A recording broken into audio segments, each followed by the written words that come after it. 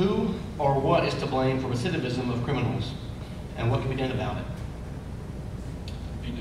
Who or what is to blame for the recidivism of criminals, i.e. repeat offenders, and what can be done about it?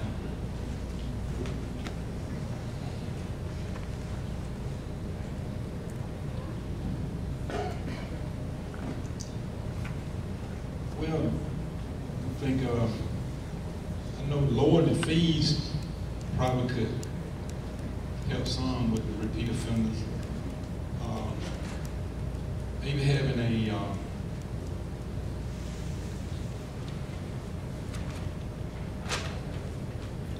on our work release programs. You know, right now we have a work release program for our males, but we don't have a work release program for our females. And I think that's probably one of our biggest costs in their work release program and in housing prisoners also. I think with the new GSP office being not renovated, but being vacant here shortly, and we can use that facility over there to help out with the costs for us with our females. I think that would kind of ease up, give us a little bit more leeway there. You can a little bit if you want. And also at the jail, we can use our repeat offenders weekly. I mean, we lock them up weekly, and that's a cost there to lock up. I say our neighborhood drunks, I'll put it that way. We lock them up every week. It costs money to lock them up. So what we can do, we can let them be our runaround, our inmates to do the work at the jails to help out instead of having our inmates that haven't been to court yet. We can use those weekend workers so they just won't come to the jail every weekend just to get 3 meals. We can utilize them, and hopefully that will prevent them from coming back. And in our community, where they go around the neighborhoods and pick up paper, we're not utilizing that program like we used to. We used to be hard. We used to be hard on them, but we're not anymore. I ain't wanting to go keep from getting repeat offenders and all. You need a little bit more stiffer sentences. I mean, it's just like Ms. Bacon said, the people that they have a first-time offender or something like that, they get a little bit of slap on the hand. But repeat offenders, it needs to be to the fact that they don't want to go back in front of the court again. As far as my feeling about it is the jail should be a place that people do not want to go back to. And if you know, there's guidelines and all that, and I understand that, but there's a minimum of guidelines, and I think the guidelines should be the very minimum and make it tough on people when they show up out there to make it a place where they don't want to come back.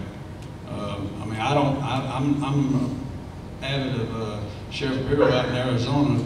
If we run out of jail space time, we'll get some tents. There's no excuse for saying that the jail's overcrowded or anything like that. We'll just add tents and all, just like they're doing out in Arizona, and we'll just make the place where they don't want to come back to. As far as I'm concerned, that's how you get rid of repeat offenders. You got to be stiffer laws. The sentences have got to be a lot stiffer than what they are. Well, there's several ways, I think, to look at this situation. One, repeat offender. Why are they continuing to violate the law? And some people might say it's the system. The system is too hard on them. You didn't give them a chance. For whatever reason, they're back in front of you again. There's a lot of good things that are happening, though. Drug court. That's actually helping some people get their lives straight, get their lives turned around. So you got to look at things like that. Mental health court that they're trying to put into place right now. Is a repeat offender because they've got a mental health condition, and we continue to arrest them and put them in jail and keep them in jail when it's a mental health condition that we could do something with through mental health court. Community service as an alternative to putting people in jail. Our jail is overcrowded today. It's been overcrowded for a long time. Our prisons are full, and we either can build more prisons and it costs more tax dollars, or we have to think of alternative ways to try to help these people. Am I for locking people up when they do wrong? Yes. I'm not for letting everybody go. But we've got to work with our systems, we've got to work with our courts, we've got to work with our probation, we've got to work with mental health court, with drug court, work release. That's another place that is helping people now, because if a dad now gets arrested and goes to court and gets sentenced, instead of going to prison and the family suffer, he can go to work release, continue to support his family and work every day, keep his job, pay the county some money for staying there, and pay his debt to society. So there's things like that that we've got in place that we need to build on, that we need to continue to work with, and hopefully cut down on some of the repeat offenders that we see every year. Chris, would you tell me who was responsible for the recidivism? Was that what your question It was? says, who is to blame, who or what is to blame for recidivism, and what can be done about it? Who and what to blame? I think of the dadgum person that's doing the violating the law. You know, we can sit here and blame everybody to work with the person who keeps violating the law is the one responsible for that. We can give him a hallelujah, you're doing better in court, we hope you do better, or we can punish the person for that. My daddy's 88 years old, he can't help the fact that I put my foot in my mouth last week, you know. It's not his fault for that, that's my fault. We need to hold these people accountable for what they've done wrong. They've done wrong, they punish that. Every day we have ball games, every year we have ball games at the school system. Some child is up there using four-letter words, interrupting the ball game. We asked them to leave on Monday morning. My phone's running off the hook because I embarrassed that child by making them leave that ball game because what he was saying. Oh, come on now, you know, I'm sorry about that. You need to discipline your child for what he was doing, embarrassing everybody else up there. Make your child be responsible for that. If your child is an adult and he's in school, marketing him and doing a great thing in court up there trying to do something for him. We got 15 different things going in state court to address their problems with that. It's not your fault. It's not the teacher's fault. It's not the Sunday school teacher's fault. It's the person who keeps committing the crime. He's got to get the message that he pays for that and nobody else pays for it. You punish the person doing it. Don't punish the person who is just related to them. Mr. Harrington, this question begins with you. What is the current level of gang activity in Troup County, and what strategies will you employ to combat that? I don't know the exact gang level activity. I know in my neighborhood I don't know if it was last year, year before last, we had some issues with people that lived right around the corner. There was 4 guys that were in a gang-related issue. It didn't really happen around my household as far as my street and all, but I think that goes back to being a little bit more community involved and your neighbors and all, looking after your neighbors and paying attention to what's going on. I think a lot of the stuff that we need to do is, and like as far as parents and all, we need to educate our parents on what to look for. A lot of things that you have, you can't, you know, I mean, it's just like when we were young, nothing any different. You know, we thought we could do things, get away with it. We've been there, done that. Now we're parents. Now we thought we could catch everything, and we can't. Because kids are just like technology. They're evolving every day.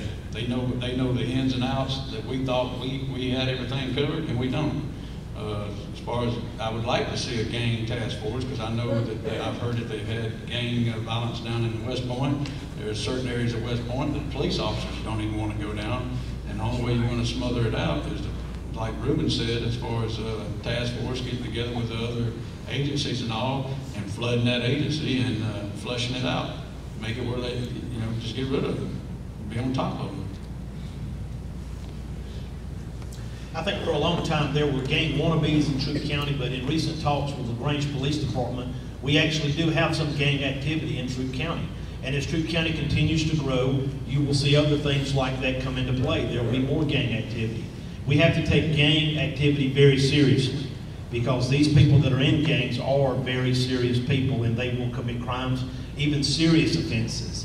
Having not been at the sheriff's office working for a few years, I don't know the level of the gang activity on the streets now, other than what the police department told me. But again, that goes back to what I said. We have to have these monthly meetings or quarterly meetings with our other agencies so LaGrange can tell us what they know about gang activity. We can share with them what we know, and maybe start a joint gang task force if that's what it calls for. If it's to the level that we need to do that, to address it, then that's what we need to do to keep Troup County and LaGrange safe. God bless the people of rural Troup County. We don't have that problem. The cities run into that. The cities who have projects run into that, and not being negative about that. The school systems that come from West Point to Troup County, they run into that each other. There's a friction, and there's a territory problem that's out there. We're in the process now. We've been meeting with West Point Police Department for a number of times. We've been there for weekends about trying to help them with that. We've been there with a large amount of force. We've been in meetings about doing task force, and right now trying to get gang activity. We're getting ready for something that comes up in August, and we've got about 6 different agencies going involved in that. It's here, there's children that watch movies. There's children who play video games about killing each other. Killing each other now is a game. It's not real life. They don't think that they don't think anything about taking a human life. They don't think about tearing up your property or burning your car. And we're in a sad situation where our children have just been raised differently. Their parents don't keep them to the point of what's right and what's wrong. Our churches are empty when the churches need to be full. We don't take our children to church. Until that happens, you're going to continue to have young children that are confused. We teach them on the TV, we teach them all this kind of stuff, but we don't take time to teach them what is right and what is wrong. Until we turn back to Mayberry days, we're going to continue to have gangs. We're going to continue to have problems until we, as this people in this room, and parents and grandparents, stand up and tell our child it's wrong to do something to somebody else. It's wrong to rob them, steal them, and kill somebody just to be part of a member gang. We're going to continue that. Until we as Americans change and get back to where we were, this is going to continue to be a problem in the United States. That's why I said we need strong neighborhood watch groups. You know, the citizens of our ears and our eyes, they know what goes on in the neighborhood, but they're afraid to say anything. That's why I say by putting law enforcement back into the neighborhood so that you can bond, and you have trust in that officers that works in your area, and you will share information with them. If you feel like you can trust that officer, you will share information with them. But if you don't know him, then it's hard for you to trust or believe anything that officer tells you. So that's why I say we need to put our deputies back into the neighborhood so we can build that bond and that trust with our citizens. We don't have that now. And our community groups. I mean, we have neighborhood watch groups. We can put them all over the county. And then have a meeting once a week and everybody can come together and discuss different issues, and you'll be surprised what the citizens of Troup County know. They will share information with you, like I said, if they feel like they can trust you and they know what goes on in our communities. And those kids, those parents, like I said, if those parents will tell you on a one-on-one basis, but they're not going to tell you a whole lot of, you're not going to get a lot of information from them if you're with a big group, and you can't blame them for that. But if it's one-on-one in those residents or in those neighborhoods, and that officer, what the officer could do, if there's a new family that moves into the neighborhood, that officer will be responsible for going and meet and greet that family and let the other citizens in the neighborhood know who's moving into the area. If there's things happening in that area, they weren't happening in the beginning, so you can, you know, that officer can check into it and you can solve the problem a whole lot easier by everybody in the community coming together, and we need to work back together like it used to be a long time ago. Because, you know, like used to say, a nosy neighbor, it's good to have a nosy neighbor.